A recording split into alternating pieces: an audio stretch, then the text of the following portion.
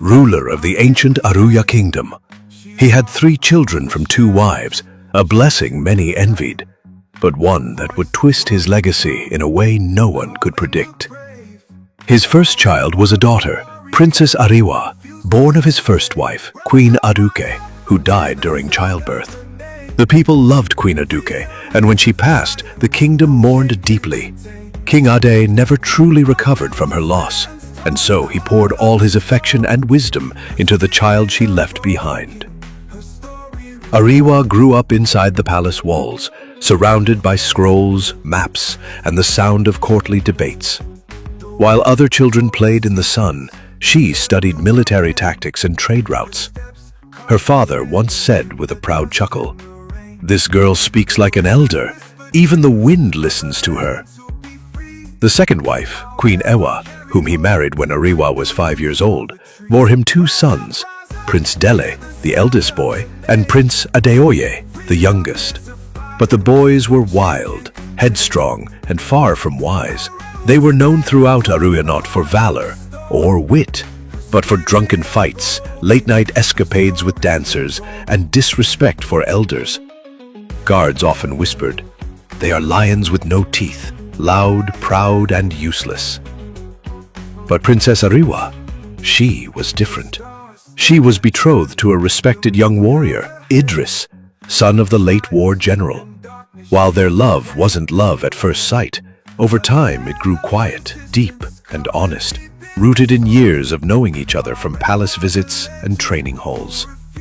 Though the wedding had not yet come, they promised each other their hearts under the ancient baobab tree where her mother was buried. Idris was envied by many to have Princess Arewa as his future bride. King Ade admired her deeply. Sometimes, during council meetings, he'd glance toward her as she quietly sat behind the woven curtain, watching, learning. He'd call out, "What say you, Arewa?" And when she spoke, even the oldest advisors would nod. Her strategies worked. Her ideas bore fruit. Her voice, though female, held the weight of wisdom. And so whispers began, first with the elders, then the people. Maybe she could rule when the king passes. She has her father's mind. But not everyone was pleased with these rumors. One day, these whispers reached Queen Ewa's ears. She laughed out loud and said, "A woman? Sit on the stool of the king? Lead warriors into battle?" She mocked. "She cannot even ride without a saddle." But deep within the queen's heart, she feared for her sons. If Arewa took the throne, what would become of them? Forgotten? Powerless? Just men who lived under a woman's reign? Never. One afternoon, the palace walls shook with chaos. Prince Dele had struck Henny, Arewa's loyal handmaiden. Rumors flew that she had refused his advances, and he lashed out in anger. Arewa, hearing Tenny's cry, stormed into the training yard, her sword still strapped from morning drills. She didn't shout at first.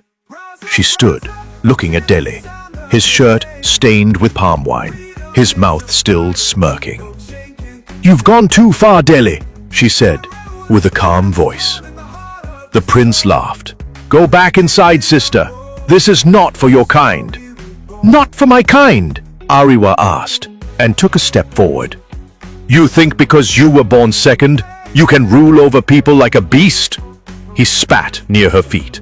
"Try me!" Arewa's eyes flashed. "You don't want that." But he lunged, foolishly, angrily. He took out his sword, ready to fight her. Everyone watched in awe, wondering what would happen.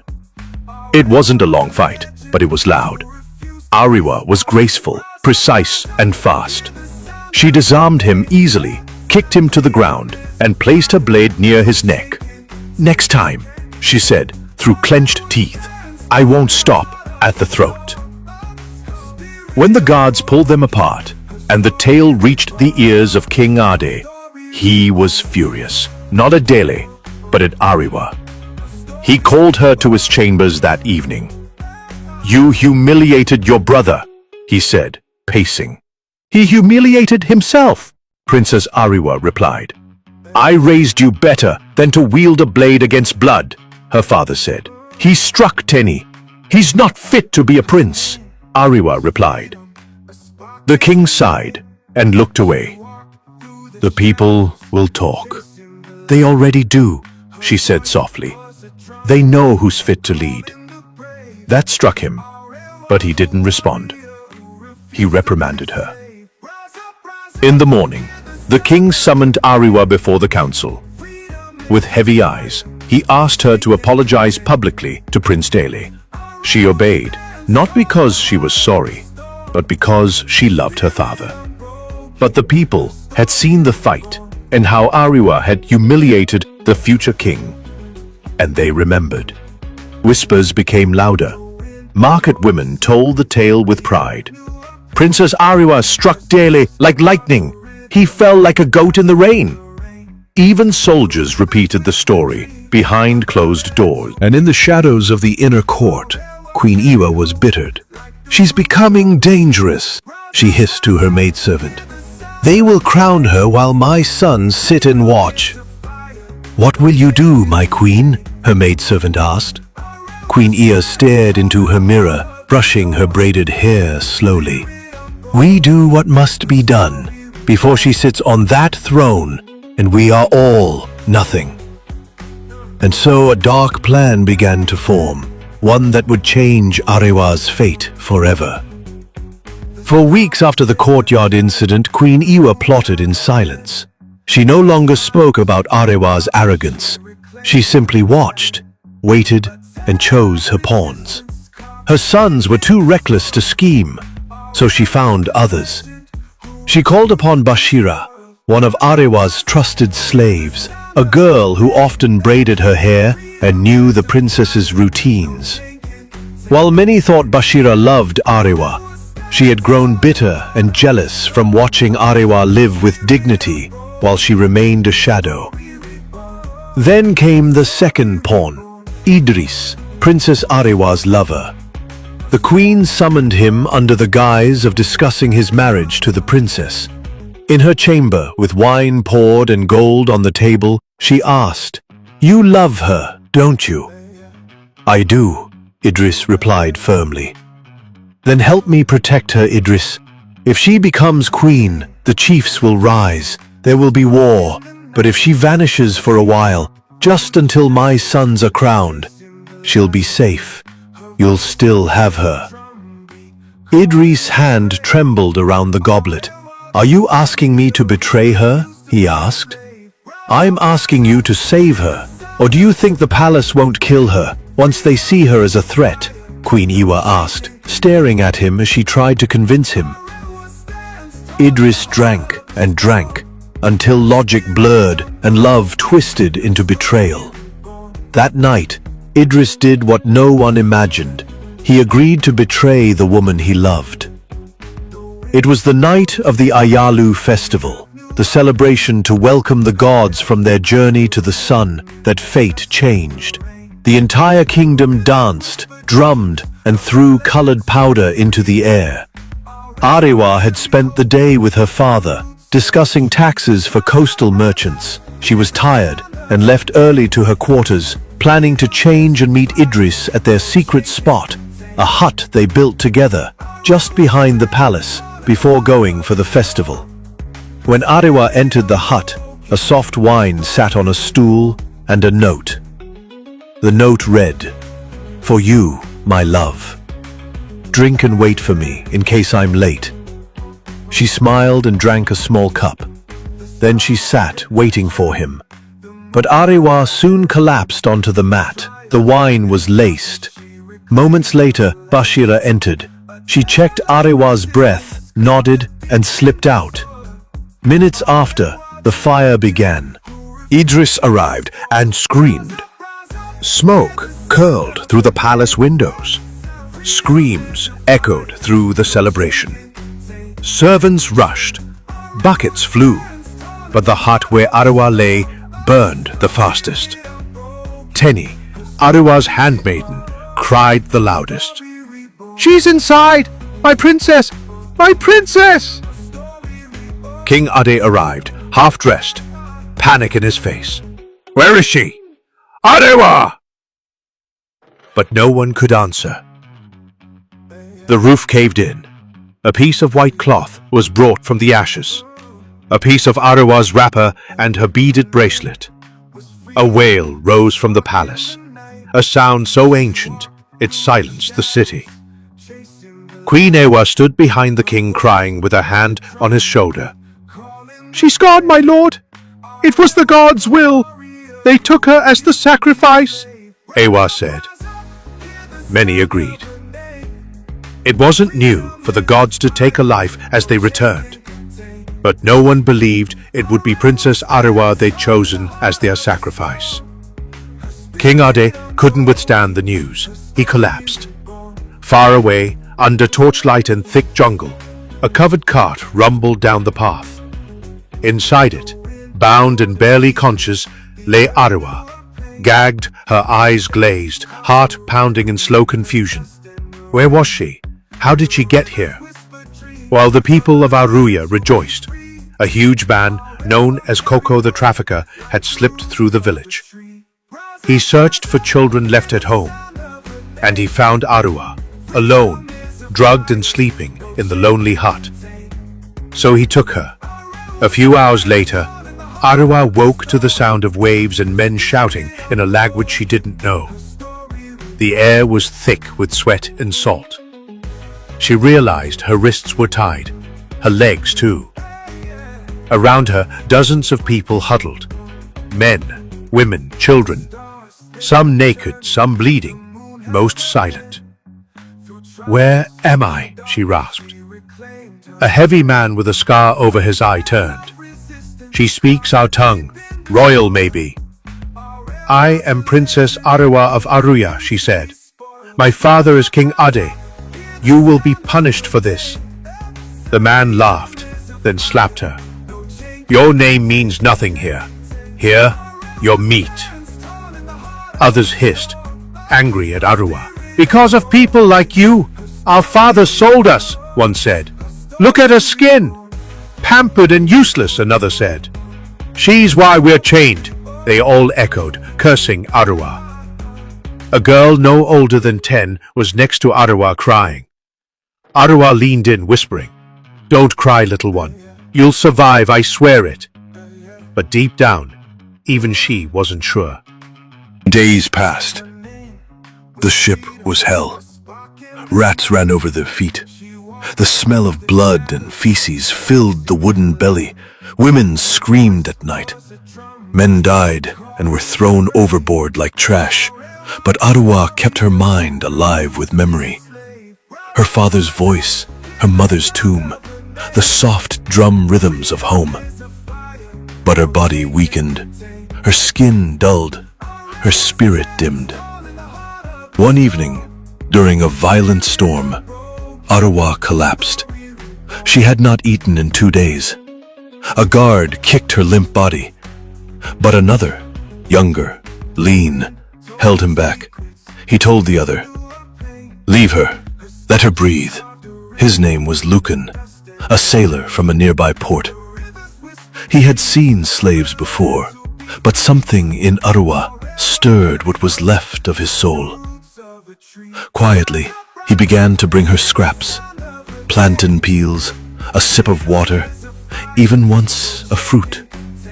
Arewa looked at him with hollow eyes and whispered, "Why?" Lucan only shrugged. "Maybe because the world is broken enough," he said softly. "But kindness has its enemies." Bruno, another guard, spat near Lucan's feet and growled, "She's not yours."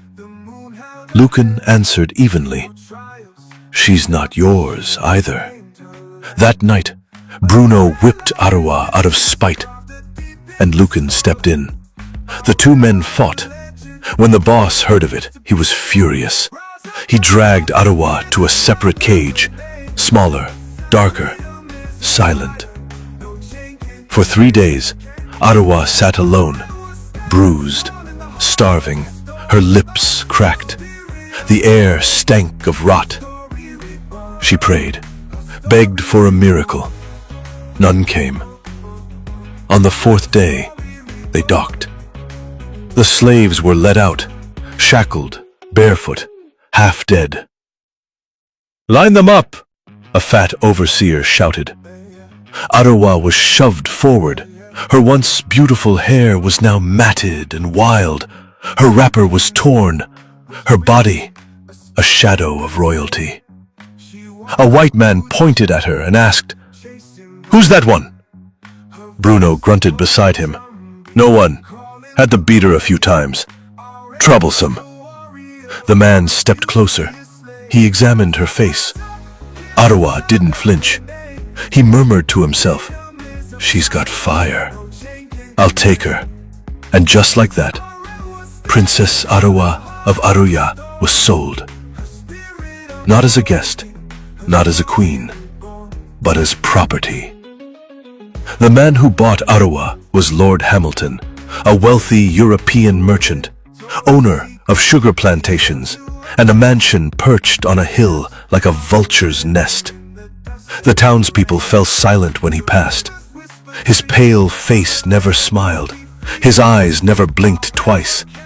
To his companions, he simply said, "She'll be my special one, too rare to waste." Arewa was taken in a covered carriage. She didn't speak, didn't cry. She just stared. When she got home, she was bathed, dressed in soft cloth. Then, a golden bracelet was locked around her ankle. Not tight, but just enough to remind her that she was owned. The other slaves whispered, "She's his new favorite," they said. Another whispered, "He'll keep her in the Red Room. Pray for her." Arewa soon understood the whispers. Each night Hamilton summoned her. At first, gentle touches, her hair, her shoulders, wine, smiles. Then came the other things. Arewa pleaded. She begged. Once, she even screamed. But no one came. Hamilton called her Rose, said it suited her. He told her to forget her name, forget her past. "You belong to me now," he whispered. "You're mine." To others in the mansion, it looked like a favor. But they didn't see the bruises beneath the beautiful dress, didn't hear him call her cursed names behind closed doors, didn't see the way he touched her when he was angry, rough, and punishing. And so Princess Arewa of Arewa became Rose, the silent mistress of a white man's sin. Not his guest, not his queen, but his prisoner. Months passed like shadows, days without sunlight, nights without sleep. Her body used like a sex slave by a man who called himself her master. Arewa tried to run once, through the forest, barefoot, bleeding. They caught her before the river. Lucan, the guard from the ship, found her, but he said nothing. He only watched as she was dragged back.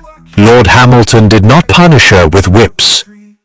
No, he preferred silence, isolation, starvation. Then, one evening, Hamilton entered her chamber. In his hands was a bitter herb. He said coldly, "Drink it." Arewa stared, then whispered, "I'm pregnant again." Arewa did not blink. He forced the cup to her lips, but the bleeding never came. Her body resisted, and Lord Hamilton was forced to accept that Arewa was carrying his child. But the days ahead were darker still. Lady Evangeline Hamilton had been away most of that year, visiting family in Lisbon. But when she returned, she noticed immediately. Arewa was slower, her belly swollen, and there were whispers. one of the bosses was sleeping with a slave. Lady Evangeline asked who, but no one answered. At dinner, she cornered her husband. "Who is she?" she demanded. He replied coolly, "No one important. I've told you." She pressed further. "You think I'm stupid? She's your mistress, right?" But Hamilton walked out, said nothing more. That night, Lady Evangeline didn't sleep. She burned with rage. By morning, Arewa was gone. Lord Hamilton had moved her to another house, watched closely by trusted servants. When Lady Evangeline asked about her, he claimed she'd been sold. But she didn't believe him. She watched Hamilton. Every week, he left home, pretending to attend a meeting, but never returned until 2 days later. She watched this happen consistently. Then she sent a loyal servant to follow Hamilton. That week, he left again, and the servant followed. The servant returned a few hours later. "Your husband is visiting Arewa. She's hidden in the guest house near the cliff. And she's pregnant," the servant reported. Lady Evangeline didn't weep. She planned. One evening, Arewa stepped outside to fetch water, but upon her return, her house had caught fire. She screamed for help. No one came. The flames raged. Wood fell. Smoke rose. But in the shadows, an old woman named Mama Jo grabbed her arm. "They thought you were inside," she whispered. "Stay hidden." Arewa watched the fire consume the house. Everything she owned was burned. A body was found inside, too charred to recognize. They said it was hers. Everyone believed Arewa had died. Lord Hamilton wept, not loudly, but the veins in his neck bulged with grief. He locked himself away. He told no one the truth, not even his wife. Below the earth, in Mama Jo's cellar, Arewa watched through the cracks. "I need to disappear," she whispered one day. Mama Jo only said, "No child disappears without choosing where to go." Arewa answered, "Then I'll go far, beyond the seas, and start a new life with my child." "How?" Mama Jo asked. But Arewa had no answer. She had no money, nothing. Only a belly full of life and a past made of ashes. 2 days later, Lucan came to see Mama Jo. He had heard the story, a mistress burned in a house. From the details, he knew it was Arewa. He asked Mama Jo about her, said he knew she wasn't dead. Mama Jo was afraid, but Lucan assured her he meant no harm. Arewa came out of hiding and was surprised to see him. She asked, "Why did you come looking for me?" He answered, "I don't know why, but I'm here to help you." She clutched her belly. "Help me to leave this land." Lucan agreed, since Lord Hamilton believed she was dead. That made escape easier. Lucan left, promised he would return. They met again in secret. Lucan, Arewa, and an old friend of his who forged travel papers. The man studied her closely, her condition, her skin. He said it would be hard, but he promised to try. "Give me time," he said. So they waited. But it took forever, and Mama Jo was already getting bothered by Arewa's presence. She wanted Arewa gone as she feared trouble. One night, Lord Hamilton returned to the ruins of the cliff house. Only ashes remained. But then he saw Arewa, dressed in white, the moon on her skin, like a ghost. He dropped his lantern. "Rose?" he whispered. She said nothing. "I thought, you," he started to say. She replied, "I am alive." He stepped forward. Come, let me protect you." Arewa stepped back. "I don't want your protection. You'll never be safe without me," Hamilton warned. Arewa nodded her head. "I know, but take me far from here, somewhere they won't burn me again." Hamilton looked into her eyes and saw it, the fire. The same fire in the girl who once fought her brother with a sword, the girl he had admired for years. Hamilton agreed. but with a condition. I'll make a mark, Hamilton said. Something that shows you're mine, always. So no harm will come to you, even when I'm not there. Arewa nodded and stretched her palm. Hamilton drew a blade across his palm and then hers. Then be pressed together. Now, he said, you carry me wherever you go. Arewa went with Hamilton to a safe house. They continued sleeping together, while he forged the papers. When they were finally ready, Arewa left the country as Rose Hamilton, scholar and mistress of the plantation master. But her eyes still carried the name Arewa, and her heart, buried deep beneath the pain, still remembered the throne. When Arewa arrived in South Africa with Hamilton, he took her far from his wife's world, to a villa hidden behind orange trees and high stone walls. He said it was for her safety, but Arewa knew what it really was: isolation. There she had everything: silk robes, polished floors, even a piano she could not play. She roamed the halls alone, but her thoughts always drifted home. And then came her joy, her son, skin pale as his father's, grey eyes, but with Arewa's sharp cheekbone. Hamilton called him Obi. He named him after an African friend. Arewa didn't argue, but in her heart, she named him Ayo, joy. And he was her only joy. But every sunset, the villa grew smaller, the walls pressed closer, and Hamilton came less. Sometimes days, sometimes just an hour, always saying business calls. However, there were whispers, a second home, a white wife, children in Europe.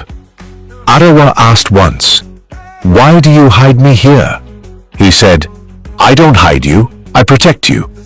She looked at him. "I thought your wife was dead, so why did she need protection?" "Don't mention her," Hamilton warned. Arewa went silent. But in that silence, truth screamed. Hamilton had lied to her. His wife was still alive, and they were still together. Arewa dreamed of freedom, beyond these guarded walls. But when she brought it up, Hamilton said, "I can't let you be exposed. You have Obi to think of." "I want something more, Hamilton, please." Arewa said softly. He looked at her for a long time. "I gave you everything," she replied. "No, you bought me everything." "You lied to me, Hamilton, made me feel like I meant something more. But I realize I'm just nothing but a slave." That night, Hamilton left without kissing his son or Arewa, and Arewa sat under the moon, remembering her father's voice. "You are born to rule, Arewa." But here, she was just a mistress, surviving. 3 days later, Hamilton's wife came. She stood at the gates, shouting at the 2 guards blocking her. "I want to see the girl," she said. "The African girl, the one my husband keeps, Arewa." Inside, Arewa froze, holding Obi, feeling the chill of danger crawl up her back. The guards didn't let Mrs. Evangeline in. They turned her away, but by evening, Hamilton knew. He stormed into Arewa's place, face flushed, voice cracking. "You've been seen. Someone told her about you." "Now my marriage is hanging by a thread," Hamilton raged. Arewa stood. "So am I, every day. You told me she was dead, yet she's here again. I'm not safe. My son is not safe," Arewa cried. "You want safety? Then stay hidden," Hamilton roared. Arewa's voice dropped. Hamilton paced around, thinking of what to do. "Take me abroad," Arewa said, holding him. "You said you'd take me and Obi to England. Please." Hamilton paused. "It'll take time. Passports, money, silence." She whispered, "I've been silent for years. I've obeyed your every rule." Hamilton sat on the couch and tapped his lap. Arewa sat on his lap. Hamilton looked down at her palm, at the scar. "This is safety," he said. This mark, it's protected you. 2 months later, they left, with new names, new papers, and a carefully arranged lie. Arewa boarded a ship with Obi in her arms to a new life of freedom. They arrived in Lisbon, Portugal. Hamilton had arranged schooling, a convent run by Portuguese nuns. They accepted her as a special student. Arewa was quiet, polite, brilliant. But even in this land, people saw the mark, the one carved into her palm. Some whispered, others avoided her. One boy flirted at the market until he saw the scar, then stepped back. "You're taken," he said. Arewa said nothing as he turned away. The mark made her fewer friends, but soon she stopped wanting to make friends. Arewa studied hard: Portuguese, French, law, philosophy, medicine. Everything she could learn, she learned. Hamilton still visited, still sent money, but he no longer owned her, not legally. This was because Portugal had abolished slavery. Yet when he came, Arewa dared not say no. She still said yes to every one of his demands, because every yes was chained to fear, fear of the silent power he still had over her and in Lisbon. One day after class, she met someone else, a Maru, half Moorish, half Portuguese, a poet, a tutor. He liked her mind, made her laugh. Obi liked him too, but when he reached for her hand and saw the mark, he froze. "Who owns you?" Amaru asked. Arewa said, "No one, not anymore." But he didn't believe that. He whispered, "That mark, it means danger." "I know, but I'm free," Arewa said. But he left. He never touched her again. Soon, he stopped coming altogether. Arewa wept alone when she realized he had ended things with her. She realized that even across oceans, Hamilton still owned her soul. That night, Arewa went into the library to read. She found an old scroll, once owned by her father, in the library. Arewa was shocked as she read the scroll. Heritage tucked between pages, herbs, poisons, royal Yoruba codes. Sounds, Yoruba muffled words. She read with trembling hands. And there, she found a recipe, one that could not be traced, one that killed slowly. Arewa smiled and began collecting the items. 3 months later, Hamilton returned, cheerful, confident. "I've missed you," he said. "Obi's grown so tall," he said, admiring his 12-year-old son. Arewa smiled and served him his favorite stew. She listened to his complaints about ships, politics, and slave abolition. Then, late in the night, he acted like her master again, controlling her, making her do things she hated doing. But Arewa did everything he asked without protest, and every time he came to see her, she added a drop in his food, just one. Enough to hurt, not to kill, not yet. On the 5th night during his visit, Hamilton clutched his chest. I feel strange." Arewa touched his hand and said, "Rest. You've been working too hard." "Maybe I'll come to see you at the hotel tomorrow," she offered. But he shook his head. He didn't want people seeing him with a black woman. "I'll come back when I feel better," he said, and left. But he never did.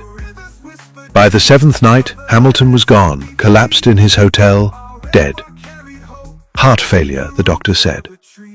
Lady Evangeline claimed the body, but Arewa kept Obi and the house he bought in her name. For the first time in 35 years, Arewa slept without waking in fear. She didn't stay long in Lisbon. She sold the estate and took the money. But she didn't feel free, not truly. After several years, Arewa packed her things and told Obi, "We're going home." "Where's home, Mama?" he asked, confused. Arewa looked at him. "A place where people remember my name." Obi was 20 years old now, but he followed her, curious to know what his mother referred to as home.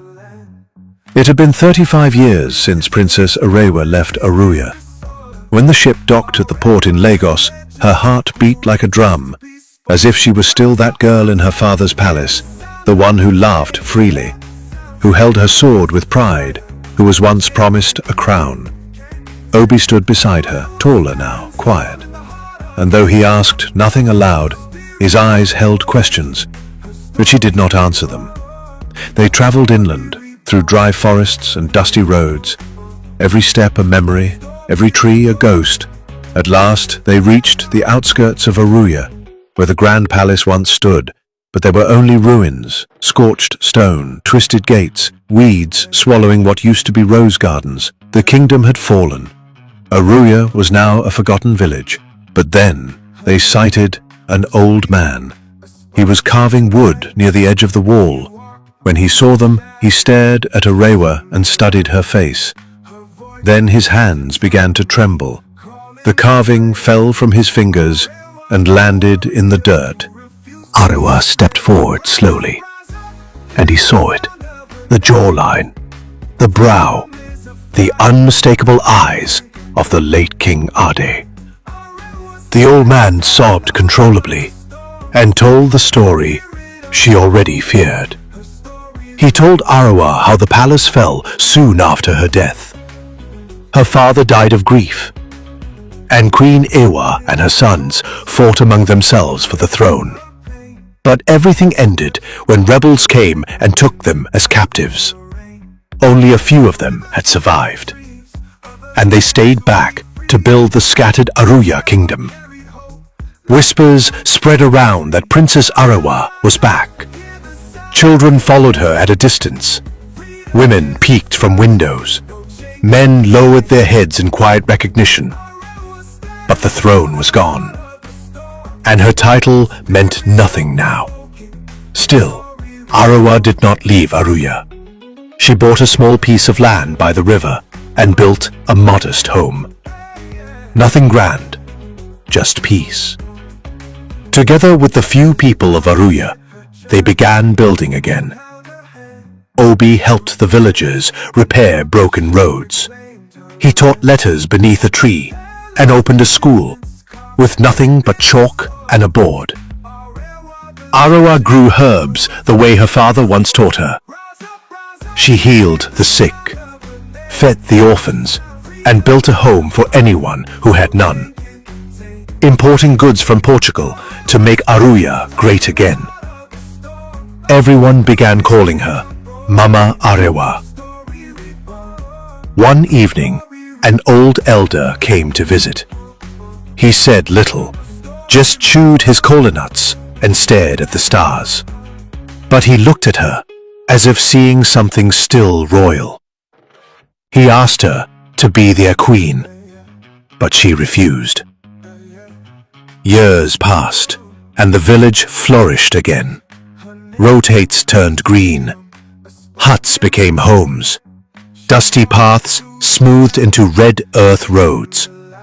And though Arewa never claimed a title, everyone looked to her, not as queen, but as their pillar.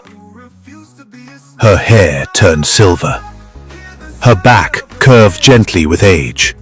And still, she walked the paths of Aruya with quiet strength. Obi married a village girl and moved to England. But each holiday, he returned to spend time with his mother. One warm afternoon, during Obi's usual visit, children gathered at Arewa's feet, led by Fuiwa, Arewa's only grandchild. The children's eyes sparkled with curiosity. Their ears leaned in for tales. And so, Arewa began staring into the sky. From Aruya palace halls to slave ships wrapped in silence. From the red silk of Hamilton's bed to the black nights spent grinding herbs in secret. From Lisbon's cold convent to the sweet death of Lord Hamilton, till she reached home. Aruya. She told them everything. The fear, the fury, the freedom she carved for herself. When she finished her story, they were all quiet, until the voice of her son broke through with a question. Did you ever forgive them? The queen? The brothers? The man? My father? But her answer, simple and full of weight. Yes, but I didn't forgive them to free them. I forgave them to free myself, Arewa said, and went to bed. That night, Arewa dreamt of her father. He stood beneath palace arches draped in moonlight. His robes were the color of old gold, his beard thick with wisdom, and his eyes kind. He looked at her, not as the girl who ran, but the woman who returned. You lived, Arewa, he said, and you led, not with armies, not with crowns, but with truth. When Arewa woke, her cheeks were wet, but her heart was light. Later that year, the village council came to her door, not to offer a crown, but a voice, a seat of justice. She accepted, not for glory, but for those whose names were never written in books. And so, Princess Arewa of Arewa, the girl who vanished in flames, became the voice of the voiceless, not with gold, not with a throne, but with wisdom carved from pain, and a name the wind still whispered. Once day, Obi returned. He brought a letter sealed in red. It was from the capital. The ministry had written. They wanted to honor Arewa, place her name among the nations remembered. But she refused. Arewa looked at Arewa and whispered to herself, was reward enough? But the village felt differently. They painted her face on walls of clay. They built a well in her name, planted trees to shade future generations, told her story in schools so no child would forget that a woman once rose from a heart and carried a kingdom in her heart. One rainy evening, during one of Fua's visit, she asked Arewa a question quietly. Grandma, what would you do if you had the chance to go back and be queen again?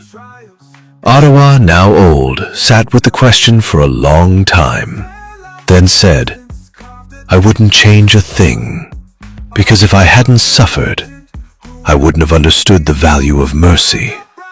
If I hadn't been betrayed, I wouldn't have learned resilience. And if I had stayed a princess in the palace, I might have never become a woman of the people. Arewa was proud of the scars that led her to where she was today. But with old age comes weakened health. 3 months later, Arewa fell ill. The healer came. Arewa drank her herbs, but her eyes knew. The end had begun. Every evening, Arewa sat by the window, Obi on one side, Fewa on the other. Both watched her in silence. One night, Arewa called them both close. She had something to give them. To Obi she gave her father's scroll, worn, ink-stained, filled with ancient remedies and royal knowledge, passed from king to daughter.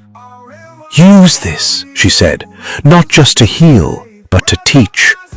Let the wisdom breathe through generations. To Fewa she gave her dagger, the one hidden for years. The blade that once saved a friend, the blade that once silenced a prince. And though Fewa's hand trembled, her heart was still steel. This is not to hurt others, Arewa said, but to remind you. Never let anyone tell you that you are too small to fight. Fewa held it close and sobbed. She was going to miss her grandmother. That night, Arewa slept peacefully. By morning, she was dead. But her name, Arewa Ade, did not die. It echoed in breath, in river, in memory, and in history. Arewa was buried beneath the old palace ruins where a tree still stood, a tree that once held her childhood swings. On her tombstone, Obi carved the words she had once whispered. I was never anyone's slave. I was always my father's daughter, Princess Arewa Ade.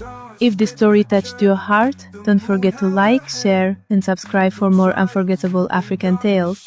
Until next time, goodbye.